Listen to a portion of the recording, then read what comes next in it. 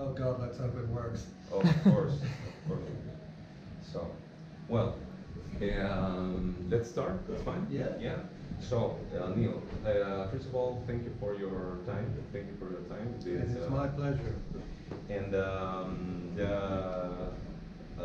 well, I think this is the first interview for my country. This is the first interview of for Paraguay for you.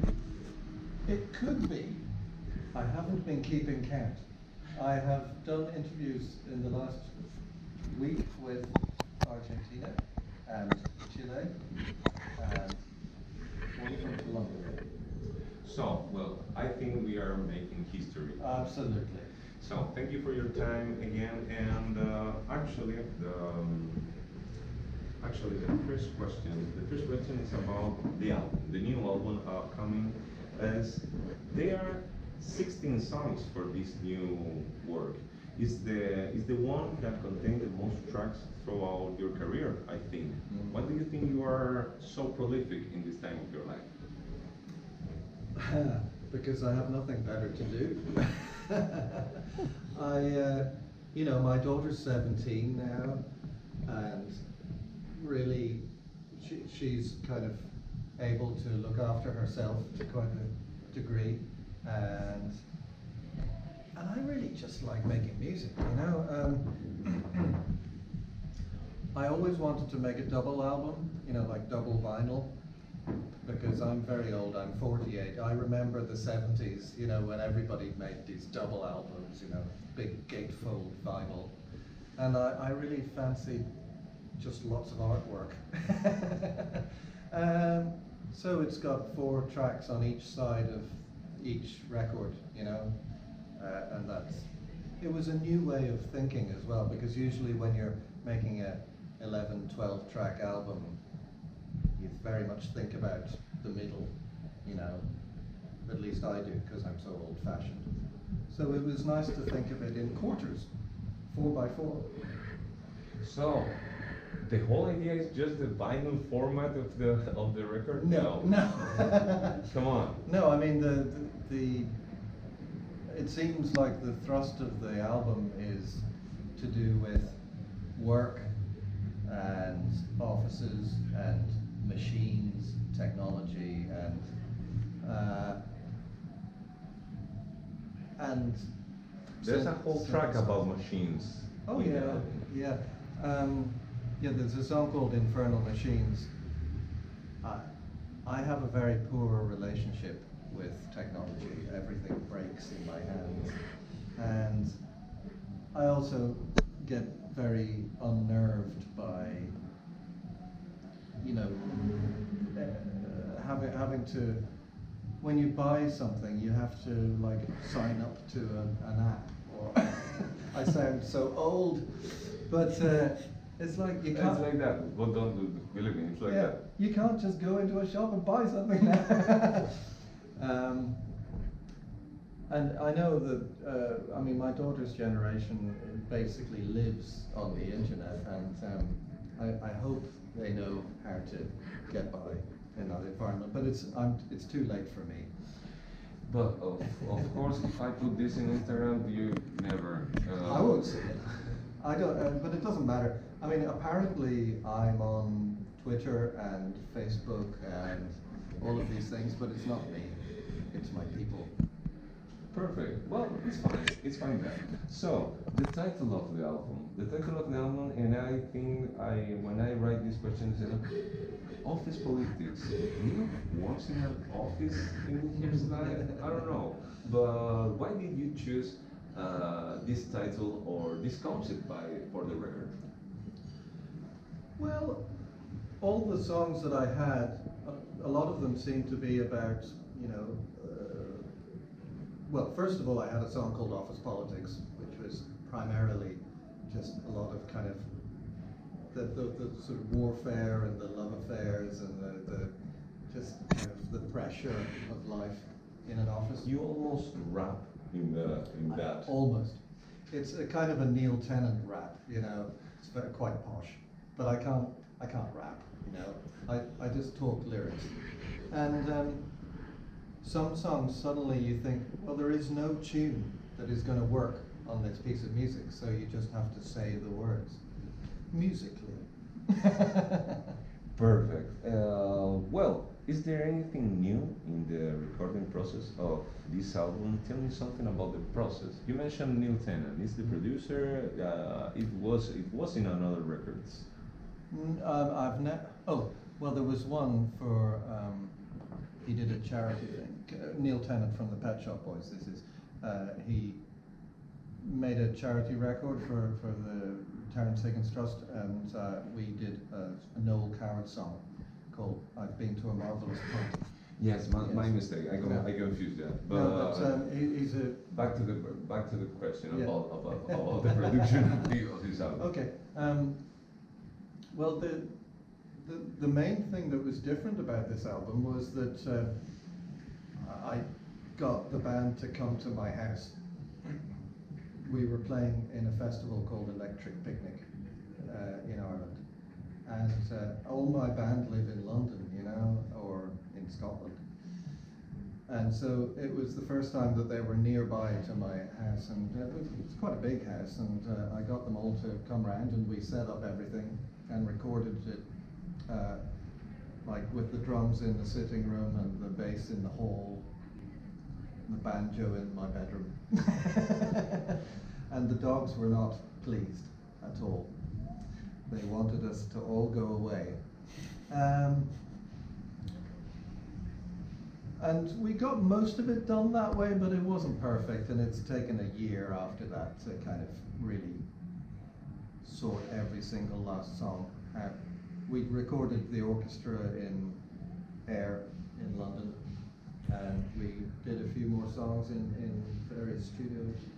But primarily it was a new situation for me to record the full band in my house. It was fun. We got very drunk. And the synthesizer Service Center Super Summer Sale, live in my dining room.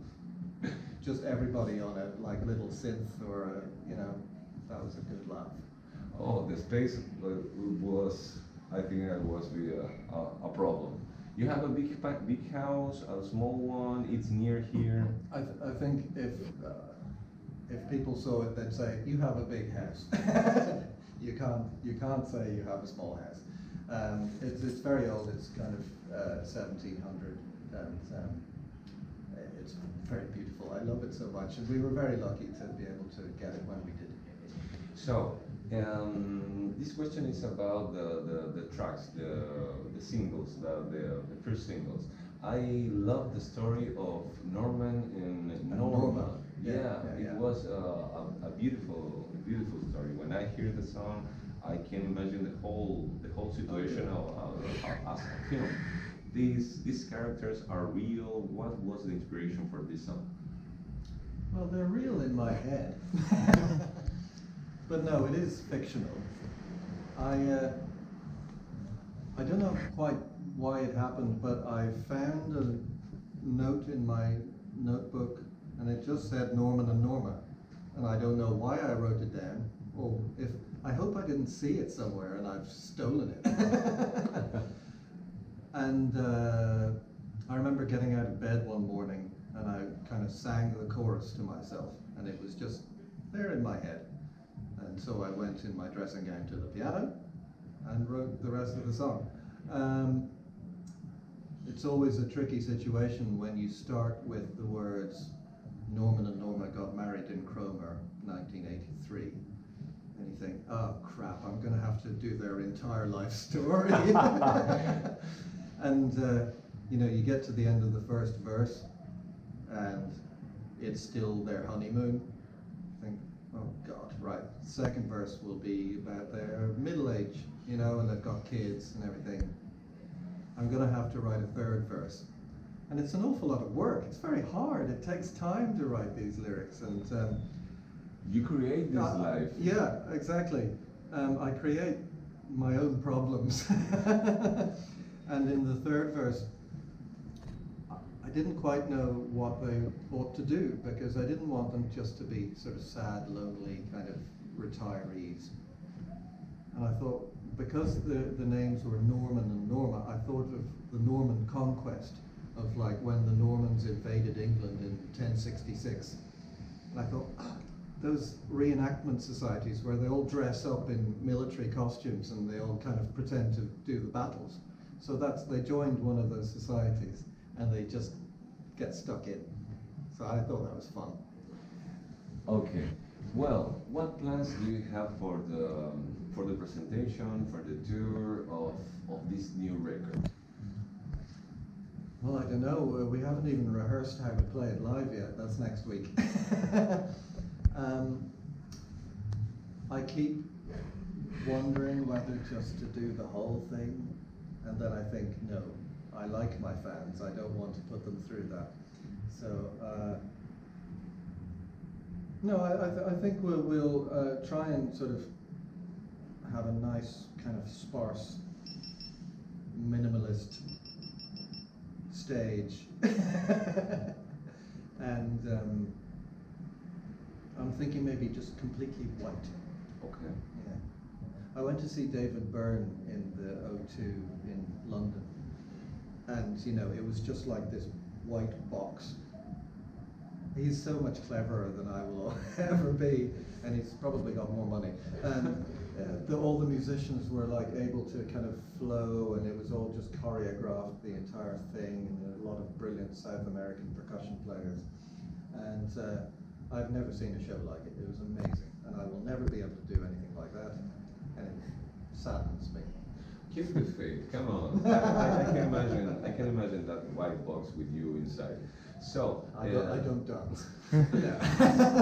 So, well, the last question actually is not about the music. It's about your preferences in cocktaillery, Neil. Mm-hmm. Well, which is your favorite drink? Well, I like all alcohol, but primarily I enjoy gin and tonic, or gin and ginger if there is no tonic. And what is your secret, your favorite recipe for gin and tonic? Okay, well, first of all, a really high quality gin, obviously. Am I allowed to mention names? I mean, I would go for Hendrix, or Tanqueray's quite nice. But Gordon's is lovely too. Gordon's. And the tonic, I've discovered Fever Tree, like elderflower tonic, which is really beautiful. And it's not overpowering, and you can still taste the gin through it. And that's lime, 3 ice cubes, and imbibe. And that's it. That's it. Yeah. Neil, thank you for your time. It was an amazing time. And can you? Oh, let's do this again. I just say hi and then put this in this. So, 3, 2, 1. Neil, thank you for your time. The best for this new record, and I wish you that you never work in an office actually, and go with your career as you're going to today. Well, thank you very much. It was a pleasure to talk to you, Raoul.